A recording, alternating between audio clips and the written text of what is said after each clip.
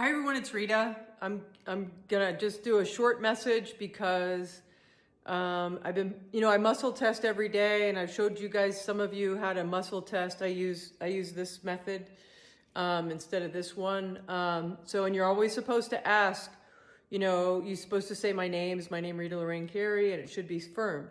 But I noticed yesterday and today that then I would follow it up and I would say, like, my dog's name is Oliver Winston Carey. So I'd say, am I Oliver Winston Carey? Now, earlier today and yesterday, I got yes. So I've opened up the dowsing on planet Earth, June 24th or whatever we're on, 2024. And I was asking about why this is happening. And I immediately, when that happened, I kind of thought of my oversoul being above me, and I brought my oversoul down into me, all the way down. So I just felt really grounded.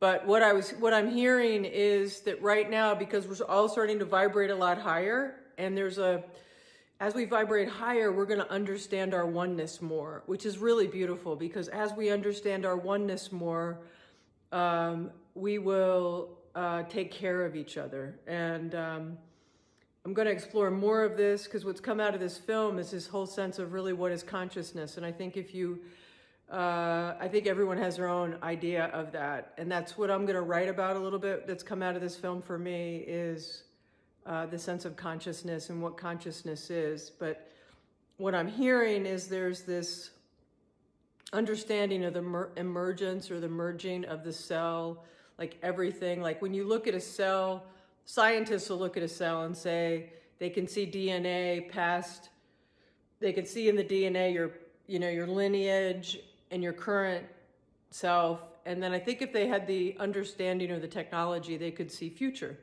selves or future lineage. And that's because supposedly everything's happening at one time.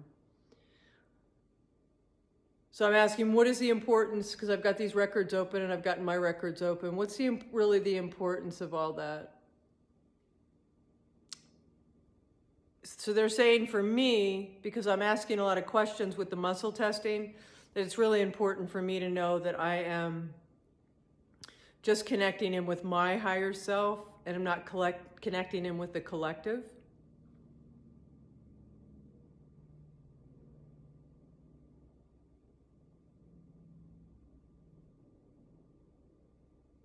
So when you connect in with the collective, what I'm hearing is if it doesn't feel joyful and loving, then you really need to ground yourself, because you're not connecting in with your higher self. Your higher self is always loving, always supportive of you, always cheering you on.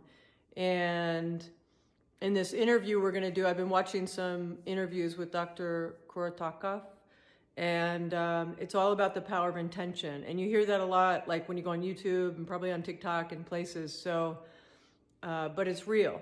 So, because it's your energy and it's your intention and it's the things you want to be experiencing more of, hopefully.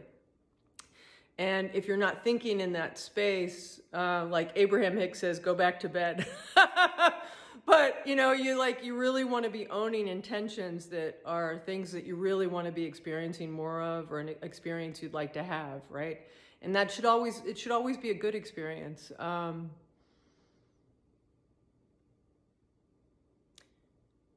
Yeah, so it's just like they're saying, just to be aware of this as we vibrate higher, there's more and more connections to everything. And it's just like, if you haven't heard the story, like somebody says, I go over this really high bridge frequently outside of San Francisco or wherever, and I normally don't have a problem. And then one day I went over and I was really afraid, And as example for me, I used to go to the beach all the time at a couple rental properties in Rehoboth Beach, and I would go over the Bay Bridge, which is a really long bridge.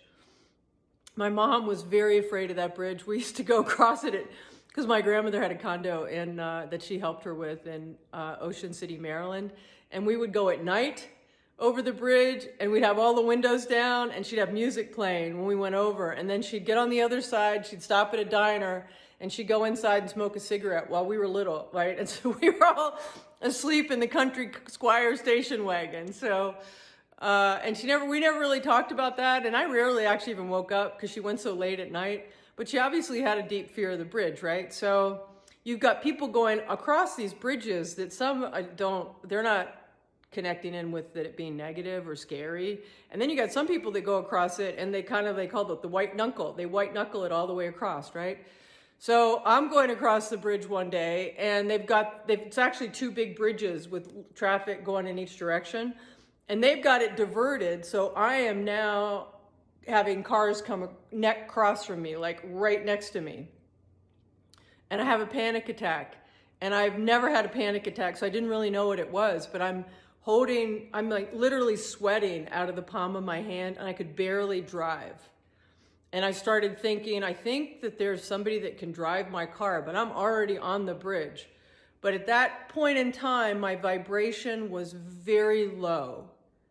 And so in retrospect, I think that's why that happened. And I talked to a psychologist friend about that who did somatic work. And if you haven't heard of somatic work, look that up. But basically, like animals know how to get rid of energy. Like in the wild, you'll see them have an encounter and the gazelle will shake and it disperses the energy. Well, as humans, we don't do that. And so I'll encourage you, if you have a disruptive thing happen to you, and I don't care how silly it looks, you need to shake and release that energy.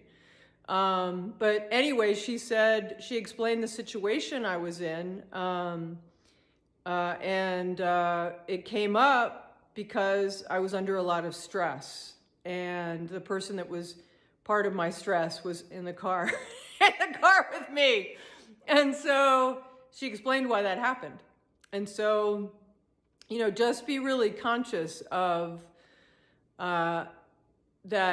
If something happens to you like that, or, that's why it's important to keep your vibration up. And it doesn't mean that you're going to you're going to be in a high vibrating place all the time. And, contrast, causes the expansion of consciousness. That's something that Abraham basically talks about and implies all the time. And so, don't always look at contrast or an unhappy experience as a negative, or even like I've got friends that try to say, oh, that's a reflection of you, and in a way it can be a reflection of you, meaning, everything is, we pull together, everything is sort of in this magnetic law of attraction reality. But there's a lot of things that go into play with that. And you'll even, if you listen to Bashar, he'll say, and Abraham says the same thing. You attracted that experience. Now you know what you don't want. And it's all good. You don't need to spend, hours in therapy, or zillions of dollars, right? Unless you really don't feel good, or you feel, there are people that constantly have downward spiraling thoughts, and maybe you need to see a therapist to get that figured out, or, a shaman or something like that, right? The universe that I know is loving and supporting, and the more I ams, like with Marissa Peer's work that you can put behind that, you will manifest whatever your intention is. So good or bad, right? So they're just reminding me to tell you that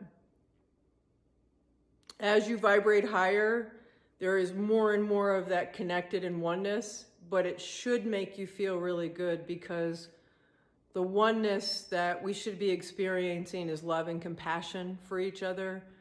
And that just should be, more and more like feel good. So, all right, I'm headed to the pool. I've talked your ear off here for over 9 minutes. So I was going to do a short video. Blessings and love to you.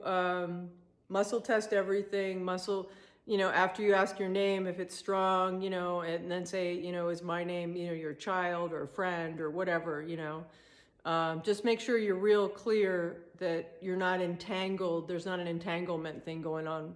It sounds like that's happening with universal consciousness. Okay. Blessings and love to you. Take care.